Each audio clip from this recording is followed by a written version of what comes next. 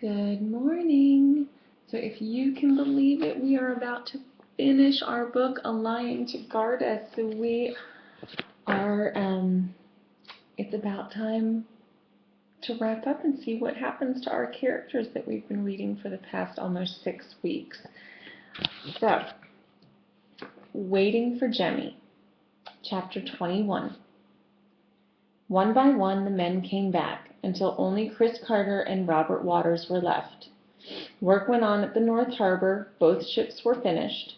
"We may reach Virginia in a week," said the Admiral, "but it could be longer. We must carry enough food and water to last for 6. Meg began loading the ships with fresh water, pickled eggs, salt fish, and salt pork. Word was given to everyone in the village, be ready to sail on the 10th day of May. "What of Master Waters and Master Carter?" someone asked. "They chose to stay," said Admiral Summers, "so let them stay." 2 days before the 10th of May, Amanda and Meg got up in the morning to find Jemmy gone. They were only a little anxious. Sometimes he went to the beach to see the sunrise, sometimes men took him fishing.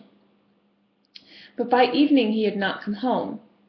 Amanda went to Governor Gates. "My brother is gone," she said.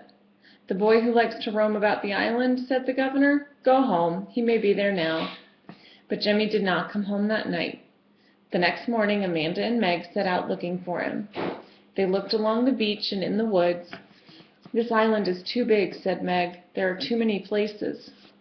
Back in the village they went from house to house. "Have you seen Jemmy?" asked Amanda. "Will you help us find him?" People were packing their boxes and sea chests and helping load the ships. Only a few left their work to look for Jemmy, and they stopped looking when evening came. "But Jemmy is lost!" cried Amanda. "How can we look in the dark?" said one of the men, and Amanda and Meg were soon left alone. They went back to their house. Meg asked, "Will the ship sail tomorrow?" "I think so," said Amanda. "Even if Jemmy isn't here?" "He will be here," said Amanda. "Go to bed." "Aren't you coming?" "Not yet," said Amanda. "I want to stay up with you." They sat in the doorway. Amanda tried to see out into the night. "What if Jemmy doesn't come back?" asked Meg. "Then we'll stay here till we find him." "But the ships are going tomorrow." "They'll go without us." "Will they let us stay?" "If they don't, we can hide," said Amanda. "We can hide till the ships are gone." "How will we ever get to Virginia?" asked Meg. "We'll think about that later," said Amanda. "We can't leave Jemmy, can we?" And there's a picture of Amanda and Meg sitting in the doorway.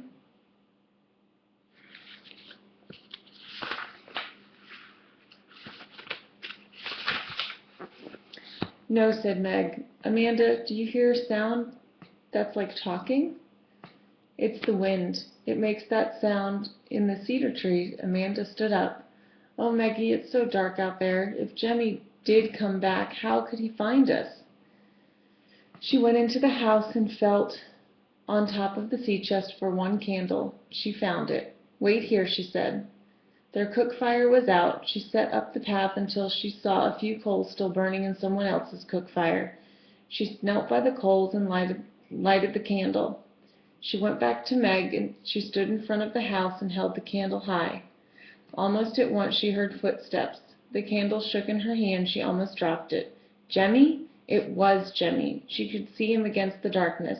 "Amanda, I got it," he said. "What?" she asked. "The knock-knock," he said.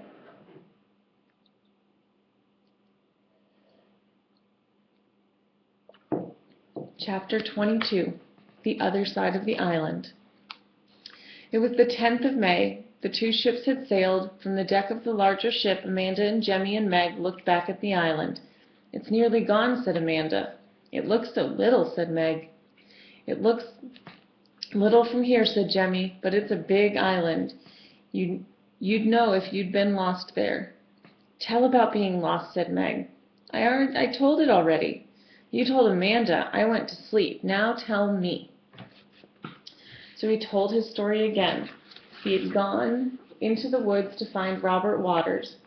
"I knew there wasn't much time before we sailed," he said. "If Master Waters did have my lion's head, I wanted it back. But he had lost his way. When night came, he had to sleep in the woods. In the morning I called, and they found me, Master Waters and Master Carter. They took me to their camp. I said I wanted the lion's head. Master Waters said he had been keeping it so nobody would take it from me. He said we might get back to England one day, and then we could sell it for money. Did you tell him it wasn't gold? Asked Amanda. Yes, but he didn't believe me. Master Carter told him to give it back. Master Waters wouldn't. So they started to fight. While they were fighting, I went to the tent and found the knocker. I took it and ran. Once he thought Master Waters was after him. I hid under a bush, she said. I hid till after dark, then I came on. I didn't know where I was till I saw the candle out in front of our house. Why didn't you tell us where you were going? Asked Amanda. I didn't know it would take so long, he said. You made us all worried, Jemmy. Yet she was proud of him. Whatever he did, it seemed she was proud of him. The two ships were crowded, but they were more crowded than the Sea Adventure had been. But the sea was calm and the voyage was easy. In less than 2 weeks they were in sight of land. The ships sailed side by side into the waters of the bay. Captain Newport had sailed these waters before. Chesapeake Bay, he said. Amanda saw rooftops on shore and a flag was flying from it. Is this Jamestown? She asked. No, said the captain. This is the fort on Point Comfort. They stopped at Point Comfort. 2 other ships were there. Captain Newport and Admiral Summers began to point and talk together in great excitement. The ships they saw were 2 that had sailed with the Sea Adventure. A man rowed out from the shore in a canoe. Sailors threw him a rope and pulled him aboard. He was a gray-haired Englishman. Have you come from England? He asked. From Bermuda, asked the Admiral. I'm Admiral Summers, and our ship, the Sea Adventure, was wrecked there. The man cried out, This is a great miracle. We thought you were lost. What of the other ships that sailed with us? Asked the Admiral. All but one came safely to Virginia. Where are they now? Gone back to England, except for those you see here, and they will leave soon. What of Jamestown? Asked Captain Newport. The Englishman shook his head. Ah, there's a sad tale. Amanda was listening. She drew near. There was a war between England and the Indians, the man said. Our people were ill and starving. It was a terrible winter. Once 500 of us lived in Jamestown. Now only a handful are left. Some went away into the woods. Some are dead. We hear that more ships are on their way from England. I pray they will come in time to save our poor colony. We are here, said Admiral Summers. Let us go to Jamestown with all speed. Chapter 23. The Lion's Head. The ship sailed up a river with wood on either side. It was the River James, and Captain Newport. Amanda and Jemmy and Meg were on deck. Jemmy was watching for Indians. Meg was watching for deer. What are you watching for, Amanda? She asked. Amanda hardly heard. She was saying over and over to herself, Let Father be safe, let him be well. They came in sight of Jamestown. It's on an island, said Master Rolfe. Almost an island, said the captain. The town was inside a wall made of tall tree trunks. A few gray rooftops rose above the wall. Captain Newport shouted through the horn, Hello! Only an echo came back. A party of men landed just down the river from Jamestown. Amanda watched them make their way along the shore. What are they doing? She asked the sailor. They are making sure it's safe for us to land, he answered. Soon the men were in the town, looking out over the wall. They were making signs to let the captain know there was no danger. The river is deep here, said the captain. We can bring the ship all the way to shore. The ships came up almost under the wall. Admiral Summers and Captain Newport crossed the plank from their ship to the shore. The ladies and gentlemen began to cross after them. Amanda and Jemmy waited their turn. Someone made way for them, and they walked across the plank. On shore, they followed the others to a gate in the wall. It was open, and they went through. They saw a square of log houses, a church, and a long shed that might have been a storehouse. The roof was off the shed, the church door was broken. There was an open yard in the middle of the town. A few thin, wild-looking men were there. They had gathered about the admiral and the captain. Amanda looked quickly at their faces and turned away. She looked into the houses, one after another. All were empty. Halfway around the square she went, looking. She pushed open the door of a house and drew back. A man was there. He lay on the floor. His clothes were in rags, and he was so thin the bones of his face stood out. He was changed. He was so terribly changed, yet she knew him. "Father," she said. He turned towards her. His eyes were staring, and he said something that sounded like "they've gone away." "Father, it's Amanda," she said. Still his eyes stared. He didn't know her. She wanted to cry out, "Look at me, remember me." Jemmy and Meg were in the doorway. They came slowly inside. "It's Father," whispered Meg. "Is it?" Amanda asked Jemmy. "Yes, but he doesn't. She knelt and tried again. "It's Amanda and Jemmy and Meg." Jemmy came closer. He had taken the lion's head out of his pocket and was holding it up for Father to see. And Father saw it. He was looking at the first at the lion's head, then at their faces. He spoke their names. "Amanda, Jemmy, Meg." Amanda dried her eyes with her sleeve. She said to Jemmy and Meg, "Go to the admiral, go to the captain, ask them to come here. And then you go to the ship. Bring food, anything you can find. Bring water." They started off. "Run," she said.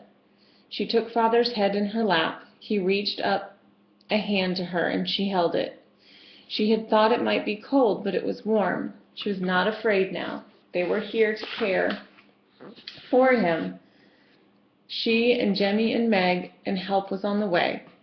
He was looking towards the door. She looked too to see what he had seen. Above the door latch was a peg, and Jemmy had hung the knocker there. The lion's head had caught the light and made a brightness in the room. And there's a picture of Amanda with her father.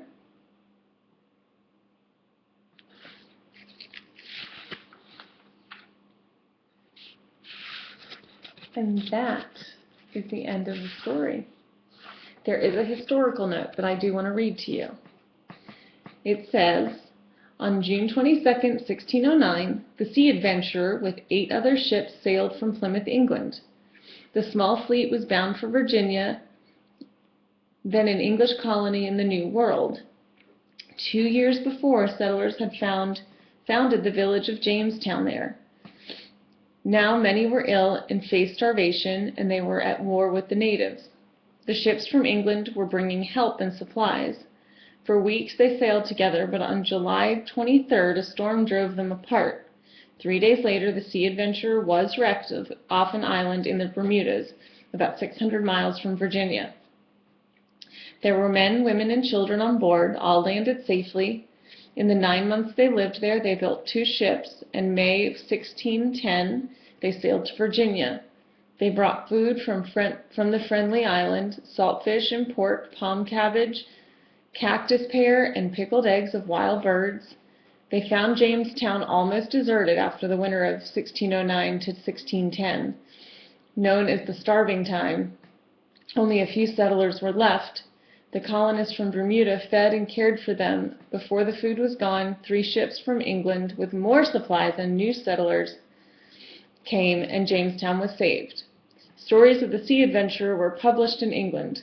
Some of them were read by men who wrote plays for the London Theatre. He wrote a play about the storm at sea and the shipwreck on the Enchanted Island. The play was The Tempest, and the man that wrote that play was called William Shakespeare. So a true event in history inspired a very famous play. So that finishes our first novel of the year, A Lion to Guard Us.